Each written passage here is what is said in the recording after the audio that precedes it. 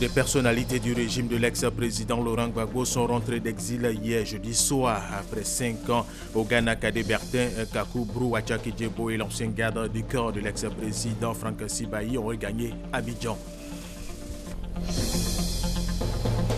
Nous allons parler dans cette édition du phénomène des usuriers appelés Margouya ici en Côte d'Ivoire. Un cercle d'endettement pour bon nombre de fonctionnaires. L'ONG FADC veut lutter contre cette pratique. La Cour constitutionnelle autrichienne a invalidé ce vendredi le résultat de la présidentielle du 22 mai dernier qui a vu l'écologiste Alexander Van der Bellen battre de peu le candidat d'extrême droite Norbert Hofer en raison d'irrégularités dans le dépouillement de certains suffrages. Mesdames et messieurs, bienvenue et merci de suivre les informations sur RTI 1.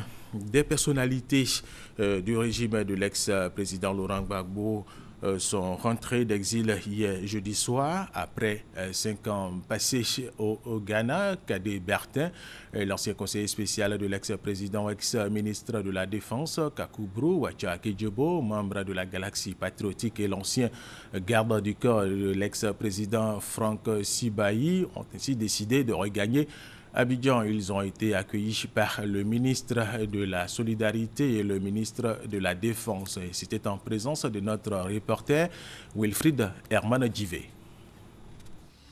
C'est l'heure du retour.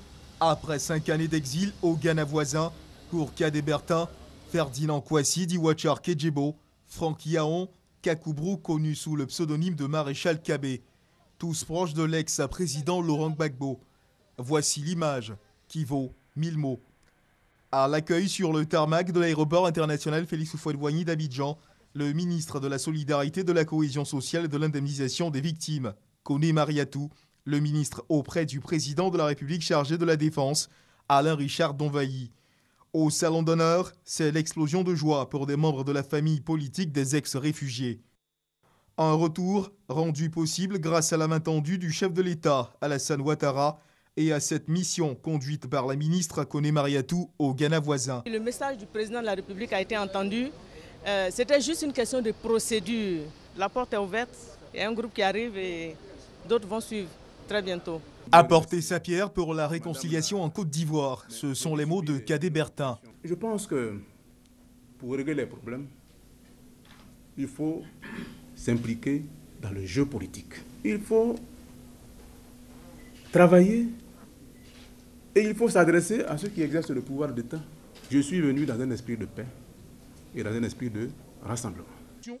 Une vision partagée par Wachaki Djebo.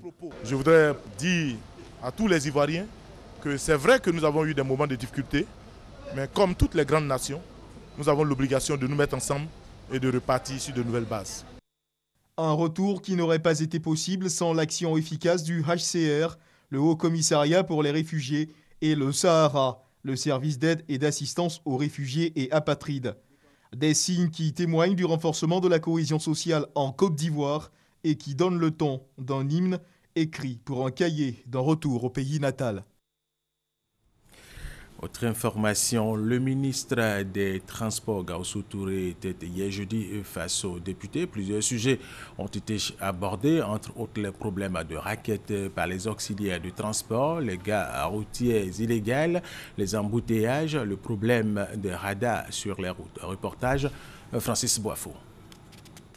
Face aux députés, le ministre des Transports, Gaoussou Touré, propose des solutions au problème des embouteillages dans la capitale économique, Abidjan. Compte tenu de l'importance du parc que nous avons, c'est par un système multimodal que nous allons réussir à régler ces problèmes. En attendant, nous allons tout mettre en œuvre aussi pour que les usagers puissent respecter les règles du code de la route pour réduire les temps perdus au niveau des embouteillages. 8000 accidents enregistrés en 2015 en Côte d'Ivoire, occasionnant 800 décès. Les élus du peuple demandent plus d'action de la part de l'État. Il y a un plan national d'action de la sécurité routière qui est sur la table du gouvernement et qui va être adopté. Nous allons passer à l'acte. 94% des accidents aujourd'hui sont dus aux facteurs humains. Dès le mois de juillet, nous allons mener une campagne intense et qui va se poursuivre pendant plusieurs années pour qu'effectivement on puisse sensibiliser l'ensemble des usagers pour que tout le monde respecte le code de la route en Côte d'Ivoire. Parlant du désordre dans les gares, Gaussou Touré a annoncé que bientôt, les gares routières illégales seront entièrement rasées. Il a également indiqué que de nouveaux systèmes de radars automatiques remplaceront les forces de l'ordre sur nos routes. Ceci pour moderniser le secteur. Il a donné des gages forts de confiance aux actions en cours au sein de son ministère. Seulement notre satisfaction sera totale si ces solutions, ces multiples solutions se traduisent en actions concrètes sur le terrain. Concernant l'établissement des permis de conduire et autres titres de transport, des députés ont salué les efforts du gouvernement par la mise en place du Centre de gestion intégré CGI. Centre qui fait désormais la fierté du pays parce que sollicité par la sous-région.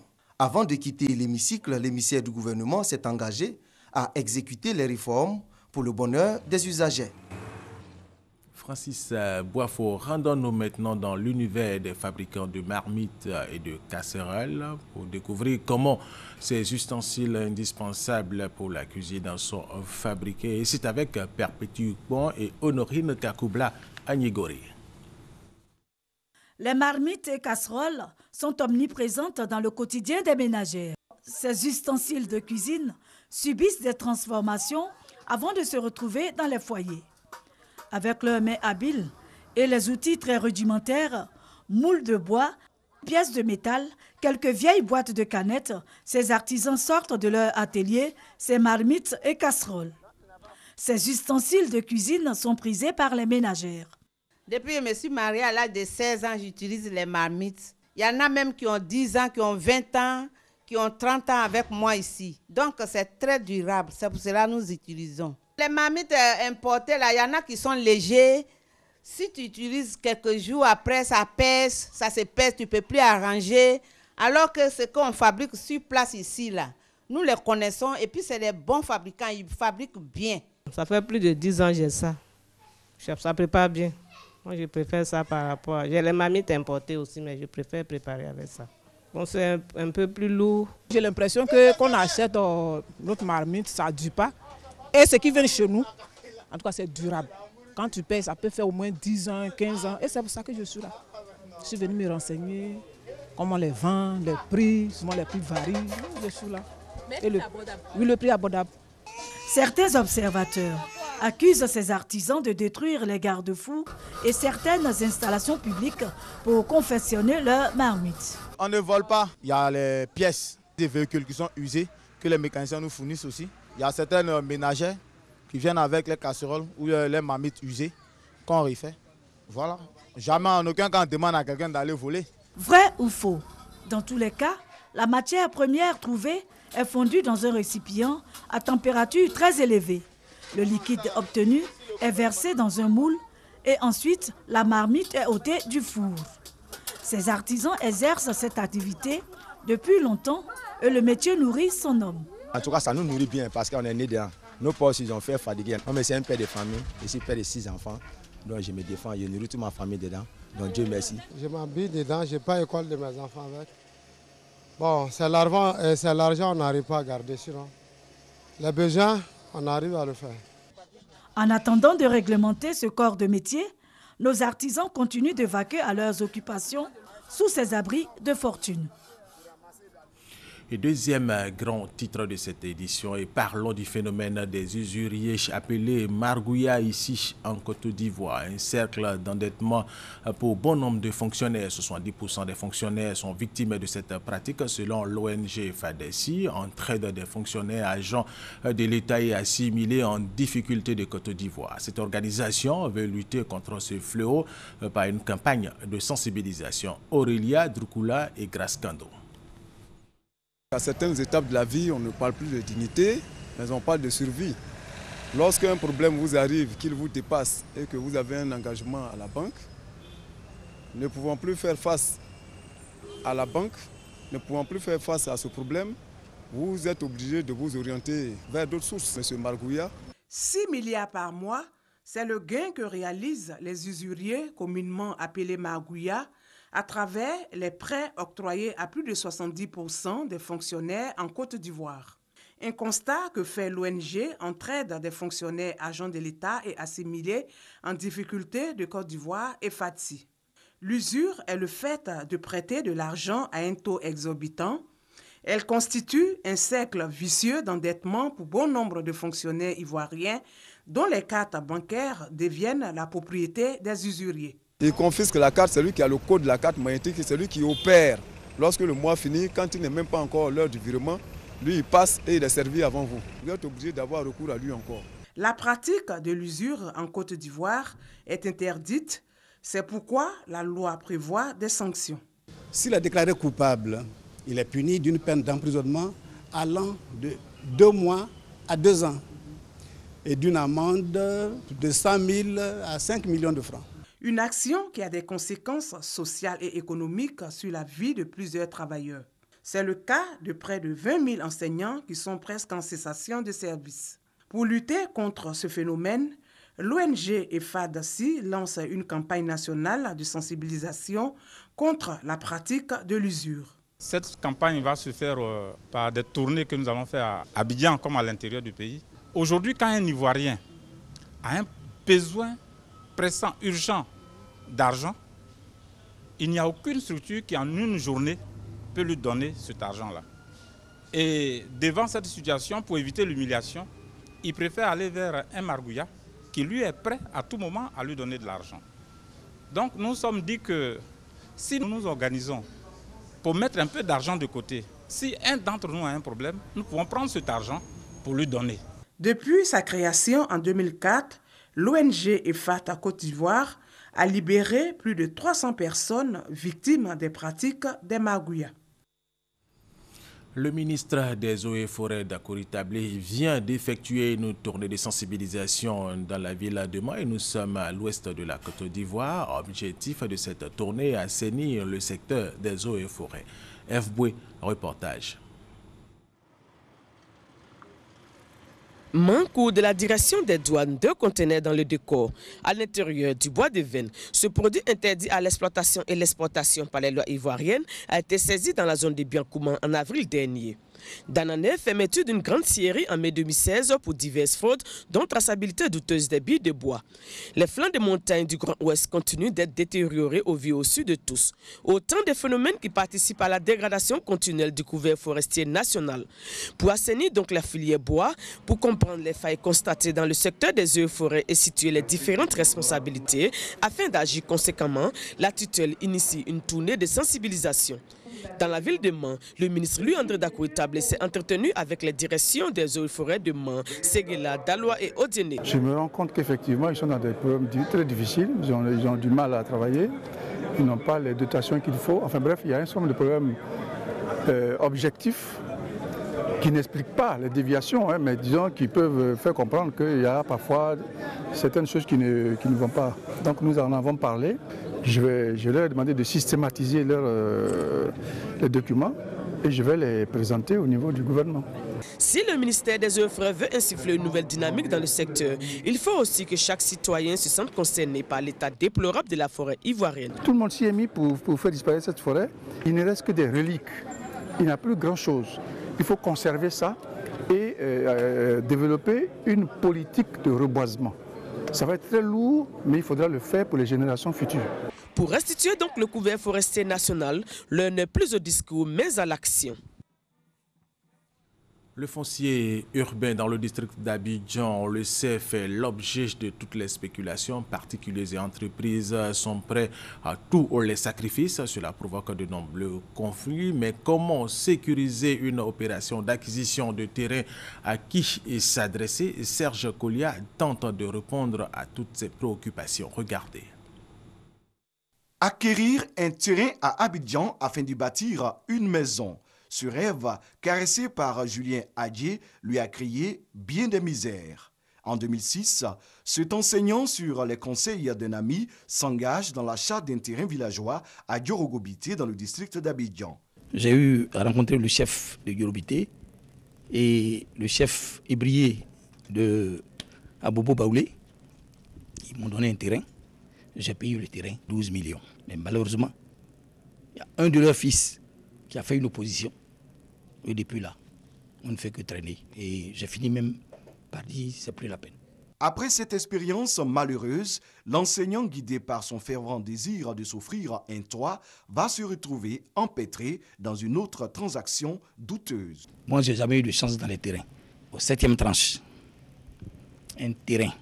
Il s'est trouvé que le propriétaire même du terrain, où le nom se trouvait sur la pièce d'identité avait été falsifiée. Et celui à qui j'ai acheté le terrain, ce n'était pas le propriétaire. Et 22 millions.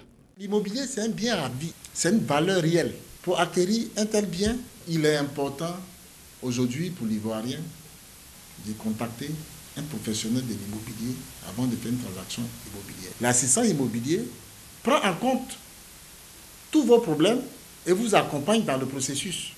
La question des litiges fonciers urbains est devenue un véritable phénomène de société en Côte d'Ivoire. En 2015, les services juridiques du ministère de la Construction et de l'Urbanisme ont enregistré 1918 contentieux.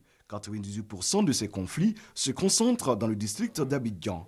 Face à la récurrence des problèmes de terrain et pour être plus efficace, une commission de règlement des litiges a été créée.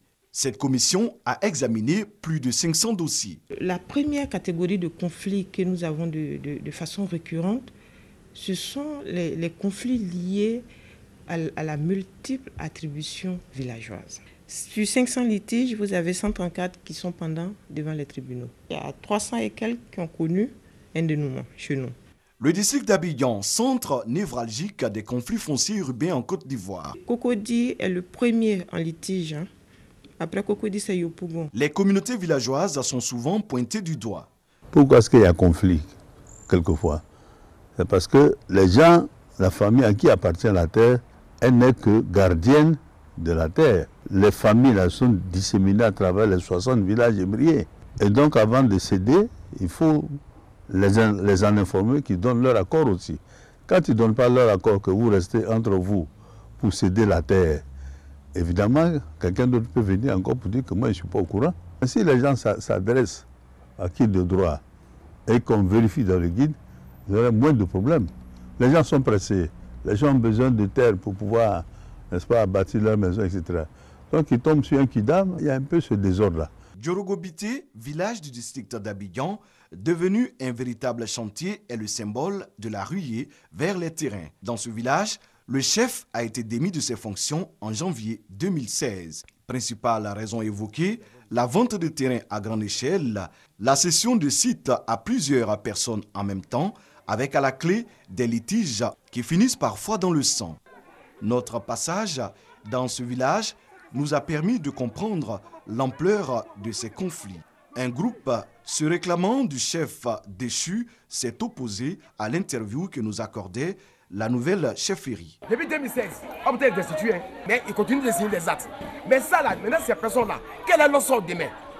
C'est ça dont c'est là où on doit arriver pour ne pas qu'il y ait de conflit. Maintenant, comme on veut expliquer, il faut venir perturber pour ne pas qu'on dise la vérité. La vente de terrain est depuis ces dernières années la chasse gardée des communautés. C'est l'une des causes du désordre constaté dans le domaine foncier urbain.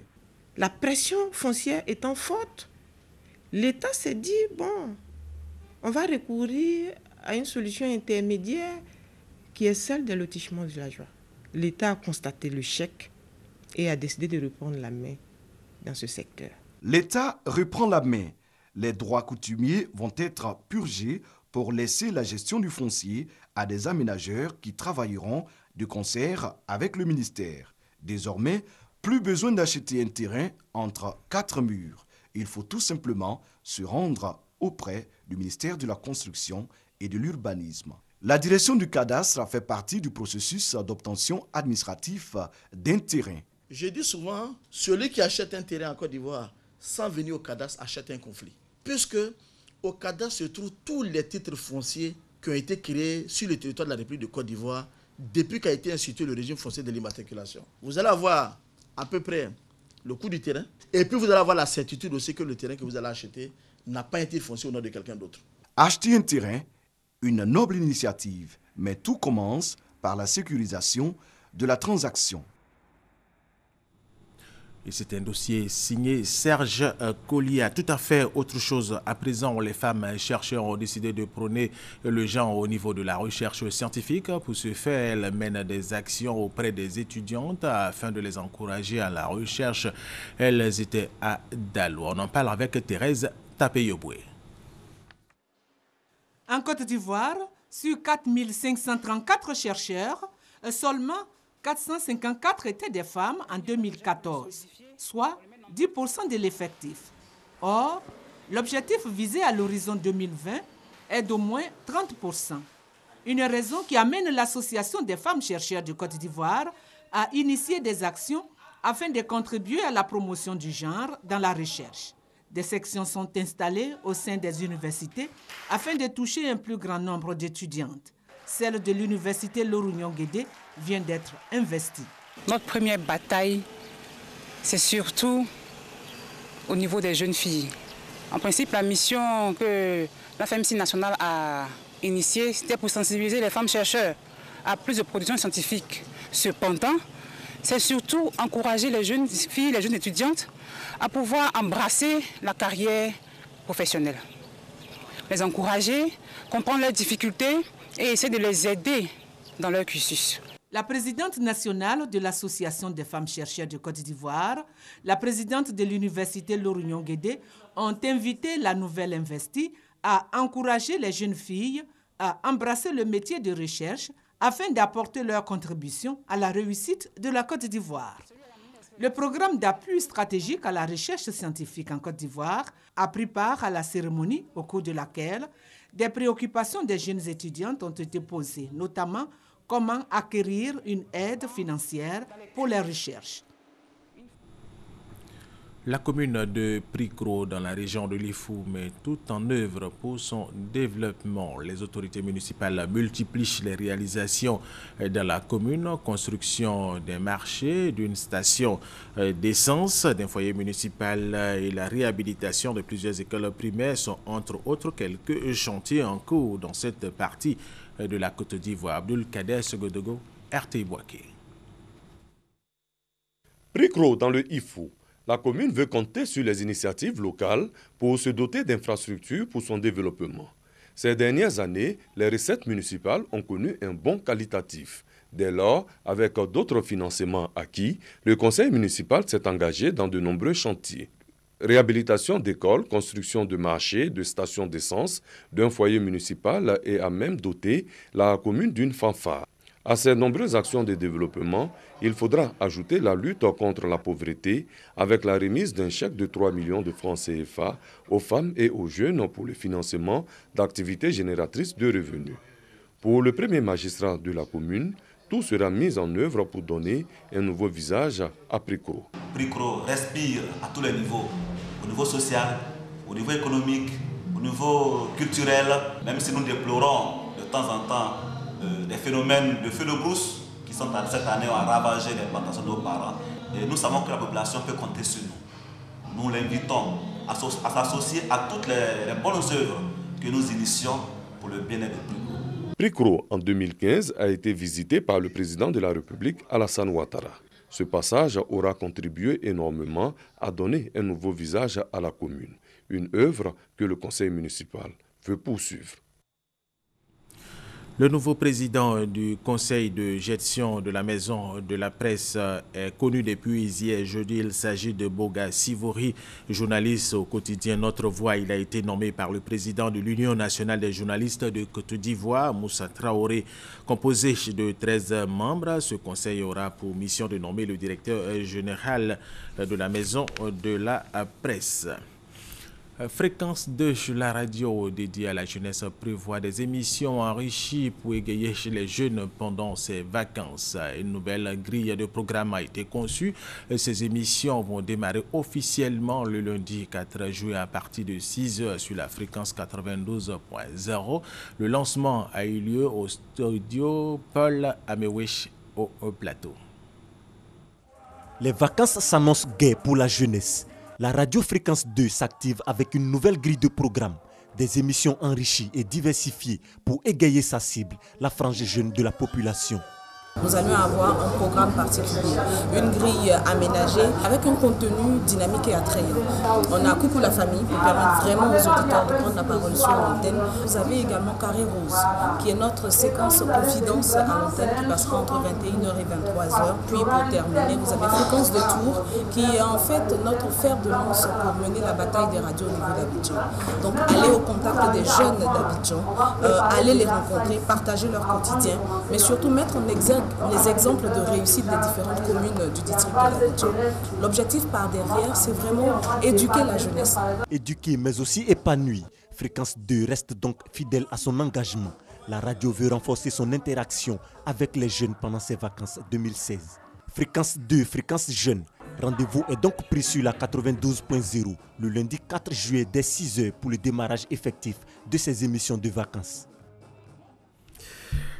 À cette année 2016, les États-Unis d'Amérique totalisent 240 ans d'existence. L'événement qui est célébré par tous les Américains a été célébré hier jeudi 30 juin par l'ambassade des États-Unis d'Amérique ici en Côte d'Ivoire en présence du couple présidentiel ivoirien et des membres du gouvernement et bien d'autres invités de marque. Nous y reviendrons à 20h et dans les autres éditions. Autre titre de cette édition, justement, la Cour constitutionnelle autrichienne a invalidé ce vendredi 1er juillet le résultat de la présidentielle du 22 mai dernier qui a vu l'écologiste Alexander Van der Bellen battre de peu le candidat d'extrême droite Norbert Hofer en raison d'irrégularités dans le dépouillement de certains suffrages. Le recours déposé par le candidat malheureux de l'extrême droite à la présidentielle du 22 mai a eu suite favorable. La Cour constitutionnelle autrichienne invalide le résultat pour raison d'irrégularité lors du dépouillement.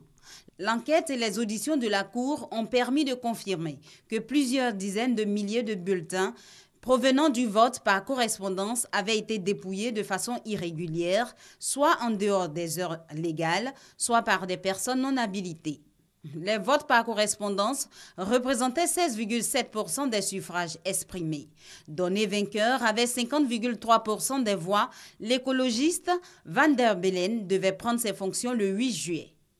L'intérim à la tête de l'État sera donc assuré par la présidence de la Chambre basse du Parlement. Cette décision sans précédent ouvre la voie à un nouveau scrutin dans les mois à venir.